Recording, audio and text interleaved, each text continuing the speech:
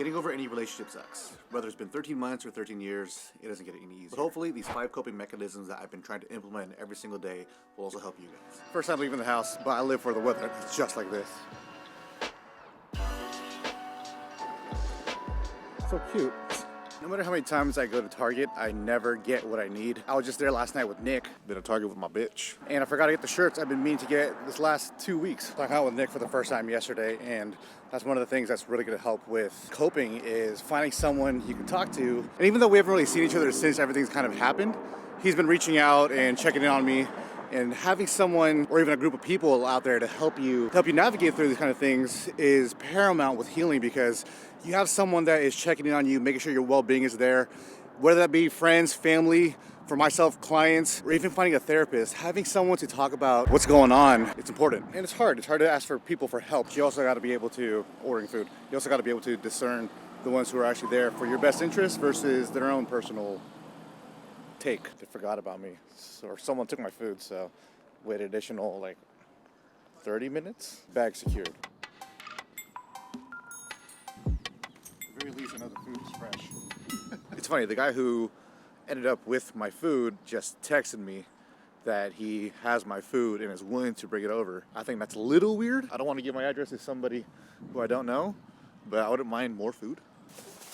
They're very adamant about getting me my food, so I'm going to try to get my food. When it comes to finding people who are willing to actually listen to you, that's the most important part, is that you want someone to actually listen to you and not share unsolicited advice, especially because when it comes to situations like this, a lot of friends will pick sides, which is kind of a given, but a lot of them will also feed into the toxicity of how typical breakups are. And I know for the most part, a lot of people are the hero of their own story. I can only hope that they don't overly try to vilify the other person, which is something I'm not trying to do.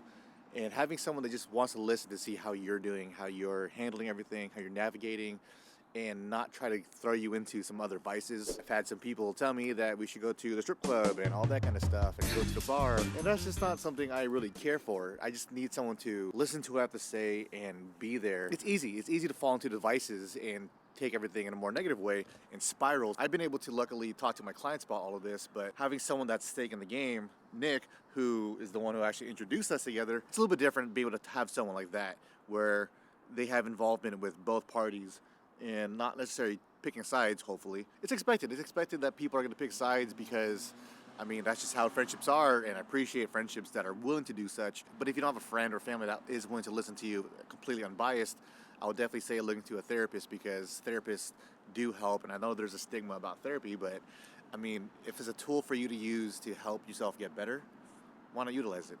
I gotta pick it up. It's like a 3-minute drive. For walking wise, it's about 10 or so minutes.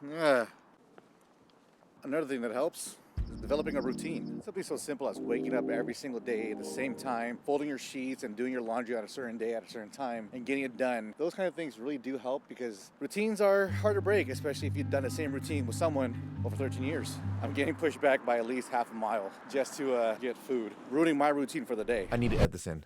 Books. One of the main reasons why I put a book there is because I think books is a good thing for a routine. Having a book that you have to read and finish will keep you accountable, and I think that's something that is very helpful for me. Unfortunately, as of the last few weeks, because I've been driving home more videos, I have not been reading books, which is tough because books have been very helpful, especially a book like this and a novel over here, which I will link in the description down below if you guys want to read it. I think they've helped a lot. And I think because I have been reading the books over the last few weeks, I've been kind of broken off of my routine because of trying to develop a new routine with video. It's been a little harsh on my mental health. Books like this about stoicism, huge. I have a couple more books over there about stoicism that I need to start going through.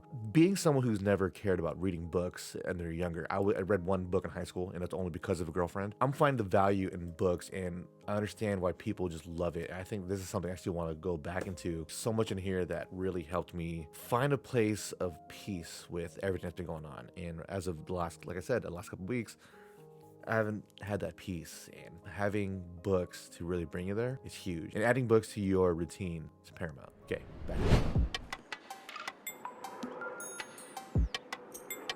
Food is secured. So I've been going to a different Starbucks. That's because the one near us where we used to live, Tater still has his routine of going there, which is sad because he still has waits at the same door that we would always wait at. So he's still stuck on that routine, and I'm trying to pick up a new routine for myself. Plus, it makes me have to walk more. Get this fat ass going. I've been ordering a lot of vanilla oat milk lattes, and it's showing.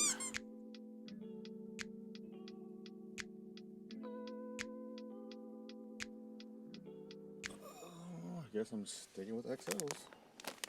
These socks are fetch. Usually, I would be looking for them in the women's section. Oh, I forgot there's food on my back. Even if some of the routine is repetitive, it's still something I enjoy. It's tough because I remember as we were talking about this transition, we were talking about how that's still something we would do together is go get coffee together, go to Target together, and go get dinner together. And it's just so hard because when you're doing the same thing over and over again, but you know it's not the same relationship that you left off at. It's kind of heartbreaking. It's kind of heartbreaking to go through that and be put in a position where you feel like you're getting everything you want, but at the end of the day, you're coming home alone. And it's been tough. That part's been very tough to cope with, is understanding that at some point you just have to let go. So unfortunately, I wasn't able to record the bit at Target because there were so many people. The last thing I wanted to do was be invasive to everyone shopping. So one of the things that I really do think is helpful when it comes to managing and helping you cope with a breakup is developing a hobby or maintaining an old hobby. I think that hobbies is really good for self-preservation, especially once you get into the community aspect, because it really does bring out something about you that you used to focus on yourself. And I think that using a hobby to focus on yourself is super useful, especially because a lot of people have a hard time finding self-love for themselves. And I think the easiest way to find self-love is through a hobby, because you are taking the time to just focus on one thing that is dedicated to you and not necessarily dedicated to someone else. And as of late, I've been trying to condense down my hobbies into solely Transformers, as well as doing more video work. And that's why I've been using short form content to kind of get a practice in getting some better camera movements. And I think that's been a super fun hobby for me to pick up, is learning how to use a camera a little bit more and hopefully make things look a little better. I mean, I'm still learning, there's still a lot to learn, but it's a healthy hobby that I've been picking up. So a dangerous one because I want to buy more stuff. I want to say this one. That willingness to let go coincides with number 4, which is don't fight your emotions, because you're going to be going through it. You're going to be happy, you're going to be sad, you're going to be fine some days. Some days are going to be normal. You feel like you moved on. Then some days it's going to hit you like a brick, and you're going to want to go back to the normal routine and go back to what used to be and just have this fever dream of it's coming back and it's going to happen. And it'll be like nothing ever happened. Nothing ever changed. It's hard to feel. For guys, it's hard to feel. It's hard to feel sad. It's hard to feel upset that we feel sad. And I don't know if that's necessarily because of some of the social media that's been going on lately, but I think a lot of people have a hard time to admit that it's okay to feel sad. I think the way that it's being produced right now is to say that you're not allowed to feel sad and suppress it. I don't think that's what they're saying, but that's how a lot of people are taking it. But what some of these guys are saying is actually to channel that sadness into something else, into something you can use to push you to be stronger. For me, I love sadness. Growing up listening to emo music and being younger, all I wanted was to be in a relationship. I love emo music. I love feeling that sadness because I know that the opposite of sadness is happiness. And happiness isn't something that just happens and just ends up being on your lap.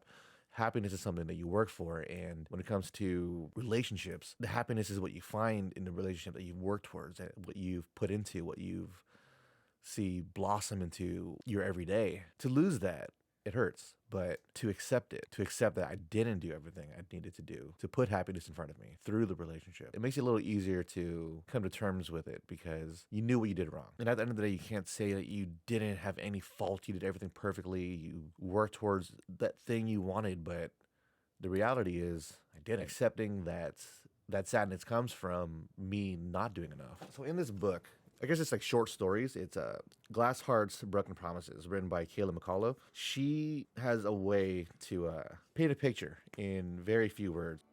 I thought that I missed you. Thought that I missed the conversations we used to have in bed, right before we would shut our eyes.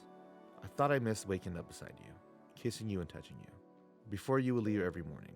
Thought that I missed the way you made me feel. Because with you, I felt everything all at once. I thought that I missed that, and maybe I still do. But what I think I miss the most is who I was when I was with you. How can I be that person again?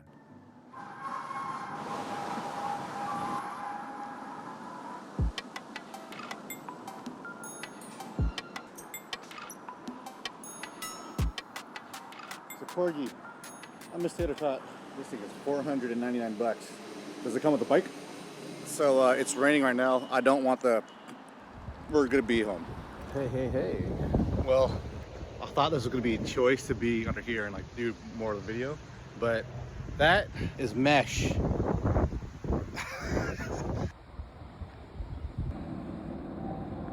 And one of the hardest things, but one of the most helpful things to cope with everything is accepting change.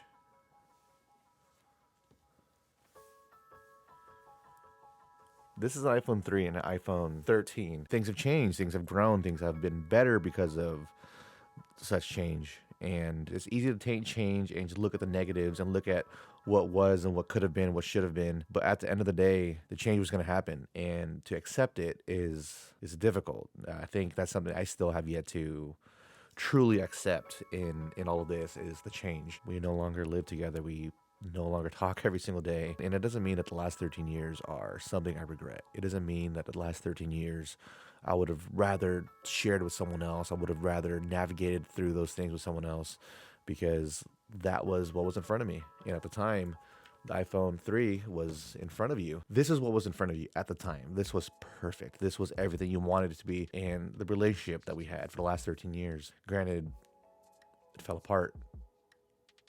It was perfect for me. It was something that made me able to do something like this, to be able to talk about it, to give me the strength to open up and hopefully help someone. And I think when you taint that change, you start looking at what could have been, should have been, would have been. We can't go back in time. We can't change that.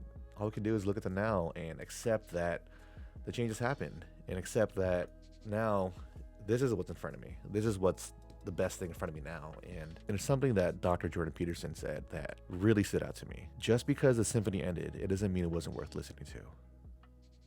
The song of the last 13 years was beautiful.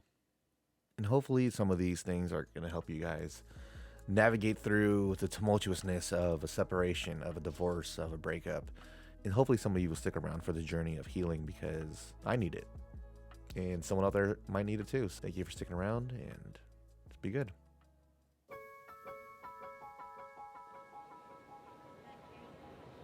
I'm confused. This is recording. Like, is it a video or? It's a video.